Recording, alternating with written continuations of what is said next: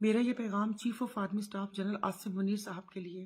سائرہ بانو کی مکمل ویڈیو آپ کو دکھاتے ہیں۔ سائرہ بانو نے کیا کہا؟ خفیہ مقام سے آج ویڈیو بیان نے پورے ملک کے اندر کوہرام مچا دیا۔ آپ ویڈیو دیکھیے، انہوں نے آرمی چیف کو کیا پیغام دیا اور پورے ملک کے نام کیا پیغام دیا، پھر اس پر بات کرتے ہیں۔ السلام علیکم۔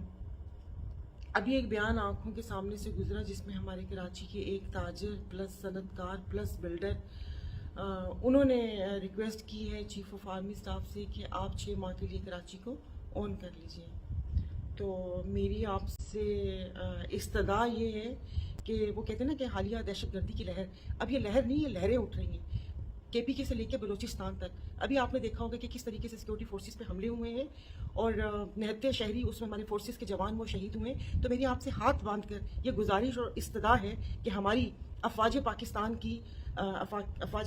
کی جو توجہ ہے وہ ان اپنے جو لوکل مسائل ہیں ان کی طرف آپ ان کو ڈسٹریکٹ مت کریں، کیونکہ حالیہ جو دہشت گردی کے واقعات ہوئے ہیں اور ابھی جو پارا چنار میں ہوئے ہیں وہ اس کے لیے کراچی کا مسائل کا حل آپ لوگوں کے پاس ہی ہے۔ کراچی کے مسائل کا حل آپ لوگوں نے ہی تلاش کرنا ہے اور تھوڑا سا اپنی غلطیوں کے اوپر بھی ہمیں نظر ثانی کرنی چاہیے کہ جو ہمارے کراچی کے میرے بلڈرز بھائی ہیں انہوں نے تو یہاں پر ہماری کراچی کی اکانومی کو کسینو اکانومی بنا دیا ہے۔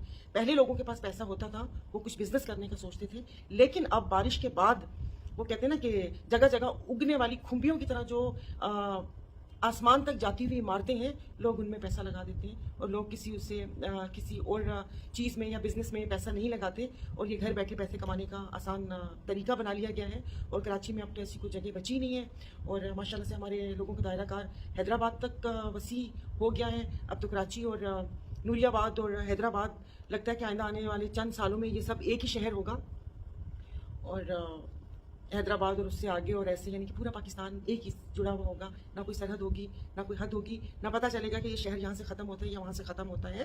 آپ لوگوں نے کراچی کے لیے کچھ کرنا ہے تو آپ سندھ کینال کے اوپر، دریائے سندھ کے اوپر جو 6 کینال بن رہے ہیں آپ اس کے اوپر اپنی آواز اٹھائیں، کیونکہ وہ 6 کینال بن گئے تو ہماری جو آباد زمینیں ہیں وہ تو بنجر ہوں گی اور کراچی کو بھی پینے کا پانی میسر نہیں ہوگا کیونکہ وہ کنجر جھیل میں پانی کنجر میں نہیں ہوگا تو کراچی کو کہاں سے ملے گا۔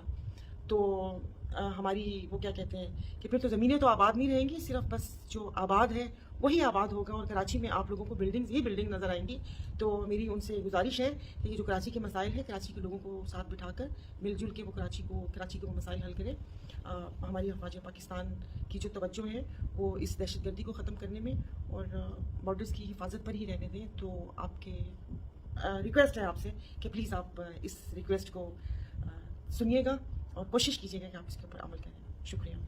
ناظرین کرام، آپ نے ویڈیو دیکھی سائرہ بانو کا انتہائی جذباتی پیغام آرمی چیف کے نام۔